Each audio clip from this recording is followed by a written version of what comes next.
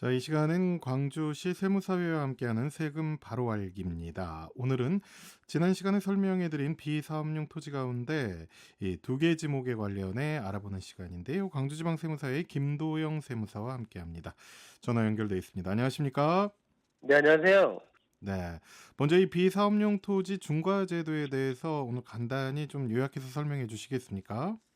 네, 저번 시간에도 말씀드렸었는데, 비사업용 토지 중과제도는 토지에 대한 투기를 방지하고자 마련된 제도이고, 비사업용 토지 중과제도는 과세 표준의 기본세율, 즉 6%에서 45%가 적용되지 않고 10%가 가산되어 세율이 적용됩니다. 즉, 세율이 16%에서 55% 세율이 적용되는 것입니다. 예. 그리고 토지의 지목을 6가지, 즉 농지, 임야, 목장용지, 주택 부수토지, 별장 부속토지, 기타 토지로 구분합니다. 예. 이와 같이 구분한 후 4가지 기준, 사용 기준, 지역 기준, 면적 기준, 기간 기준을 적용하여 비사업용 토지 여부를 판단합니다. 예. 지난 시간에 이제 비사업용 토지에 대해서 농지임야, 목장용지, 주택 부수 토지까지 알아봤는데요. 오늘은 어떤 것에 대해서 그럼 좀 더 알아볼까요? 네, 오늘은 그 6가지 지목 중에 4가지 지목을 제외한 별장 부속토지와 나대지 잡종지에 대해서 알아보겠습니다. 네. 먼저 이 별장의 부속 토지가 뭘까요? 먼저 이제 별장에 대해서부터 정의를 해 주시겠습니까? 네, 별장이란 주거용 건축물로서 상시 주거용으로 사용하지 아니하고 휴양, 피서, 놀이 등의 용도로 사용하는 건축물을 말합니다. 자세히 말씀드리면 첫째, 주거용 건축물이어야 하므로 주거 이외의 용도의 건축물은 제외됩니다.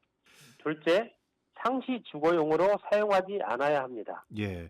그러니까 매일 사는 곳은 아니란 말이에요. 주거 이외의 용도로 사용하는 건축물인데 그렇다면 이 비사업용의 범위는 어떻게 됩니까?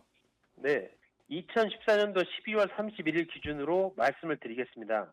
2014년도 양도분에 대해서는 별장인 건물과 부속토지 모두 비사업용에 해당이 되었습니다. 건축물도 비사업용에 포함된 것은 유일하게 별장이었습니다. 그러나 2015년 1월 1일 이후 양도부부터는 별장은 건물로서 토지에 해당되지 않는 점을 감안하여 별장, 즉 별장 건물은 비사업용 토지에서 제외하고 별장의 부속토지, 그 전체에 대해서 비사업용 토지에 해당이 됩니다. 예. 그러니까 별장 자체 건물에 대해서는 비사업용 토지가 아니고 이 별장의 이게 부속적인 토지에 대해서는 비사업용 토지다 이런 말씀이신데요. 네, 맞습니다. 별장에서 그러면 제외되는 주택도 있다고 하는데요. 그건 뭔가요?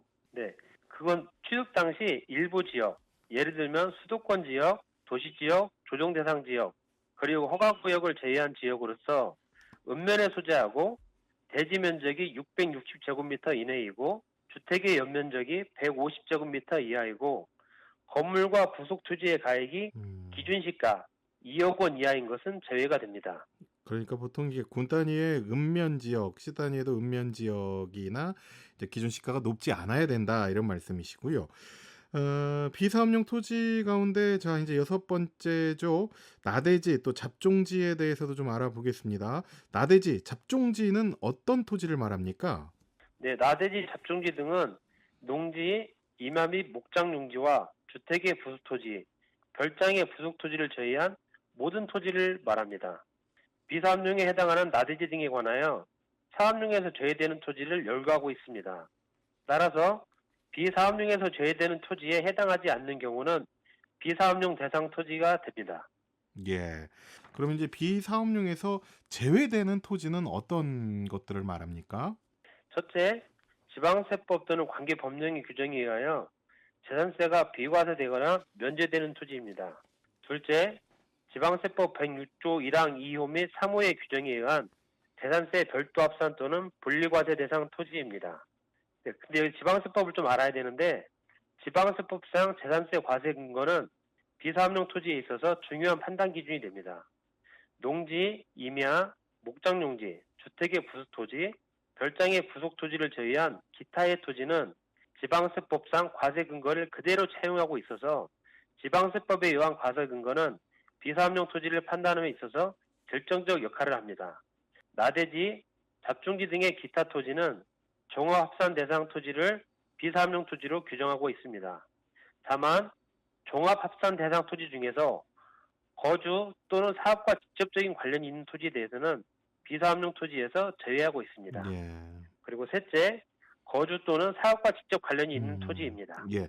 그렇다면 앞에서 이렇게 말씀하신 것 가운데 지방세법 등에서 이 재산세가 좀 비과세되거나 면제되는 토지도 있습니까? 네, 재산세 비과세되는 토지에는 첫째, 국가 등에 대한 비과세가 해당이 됩니다. 예를 들면 국가나 지방자치단체 조합에 속하는 재산 등이 있습니다. 둘째, 용도 구분에 의한 비과세가 있습니다. 제사, 종교, 기타 공익사업을 목적으로 하는 비영리 사업자가 그 사업에 직접 사용하는 부동산 또는 별정 우체국이 공용으로 사용하는 부동산, 도로, 하천 등이 해당이 됩니다. 예. 그리고 재산세가 면제되는 토지에는 외국인 투자와 관련한 재산세 감면 등이 있습니다. 네. 또 이 나대지, 잡종지 등에서 비사업용에서 제외되는 토지 가운데 이 재산세 이 분리 과세 대상 토지는 어떤 겁니까? 네, 지방세법상 토지에 대한 재산세 분리과세 대상 토지는 고율 분리과세 대상 토지, 즉 골프장이나 고급 오락장 또는 저율 분리과세 대상 토지, 농지나 임야, 목장용지, 공장용지, 기타 공급용 토지가 해당이 됩니다. 예. 분리과세 토지 중 고율 분리과세 대상 토지는 비사업용 토지 규정에서 제외되었고, 저율 분리과세 대상 토지 중 농지, 임야, 목장용지는 별도로 저번에 앞에서 두 번째에 걸쳐서 예, 예. 설명을 하였고, 공장용지와 기타 공급용지 토지만 설명을 드리겠습니다. 그럼 먼저 공장용지에 대해서 좀 설명해 주시겠습니까? 네, 공장용 건축물이라 함은 영업을 목적으로 물품의 제조, 가공, 수선이나 인쇄 등의 목적에 사용할 수 있도록 생산 설비를 갖춘 제조시설용 건축물을 말합니다. 분리과세 대상 공장용 건축물은 읍면지역, 산업단지, 그리고 공업지역에 소재하는 공장용 건축물을 말합니다. 참고로 특별시 지역이나 광역시 지역, 시지역 안의 공장용 건축물은 별도 합산 과세 대상이 됩니다. 예. 그러면 기타 공급용 토지는 뭔가요? 기타 공급용 토지는 간단히 말해서 한국토지공사, 대한주택공사 공급목적 소유토지나 한국수자원공사의 공급목적 소유토지 등이 해당이 됩니다. 예. 기타 분리과세 대상 토지는 어떤 것들이 있습니까?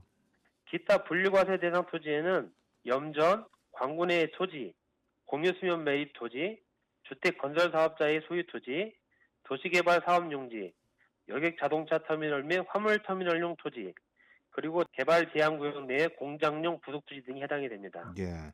이 재산세 별도 과세 대상 토지란 또 어떤 건가 좀 설명해 주시겠습니까? 네, 첫째로 건축물의 부속토지가 해당이 됩니다.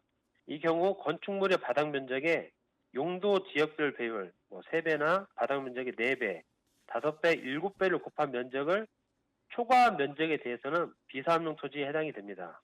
둘째, 기타 별도 합생 대상 토지가 해당이 됩니다. 예를 들면 자동차 운송 사업자 및 대여 사업자의 차고용 토지, 자동차 운전 학용용 토지, 자동차 검사용 토지, 운동시설용 토지, 부설 주차장용 토지 등이 해당이 됩니다. 예. 마지막으로 이 재산세의 이 종합합산대상 토지나 비사업용 토지에서 제외되는 토지는 어떤 것들이 있는지 좀 설명해 주시겠습니까? 네, 토지의 이용 상황, 관계 법령의 의무 이행 여부, 수익 금액 등을 감안하여 거주 또는 사업과 관련이 있다고 인정되는 다음의 토지는 비사업용에서 제외됩니다. 예를 들면 체육시설용 토지, 일정 기준에 부합하는 주차 전용 토지, 개발사업자가 조성한 토지, 청소년 수련시설용 토지, 예비군 훈련장 토지 등이 있습니다. 예. 자, 오늘도 비사업용 토지 가운데 이 세금과 관련한 좋은 정보 감사드립니다. 고맙습니다. 네, 감사합니다. 지금까지 김도영 세무사와 함께했습니다.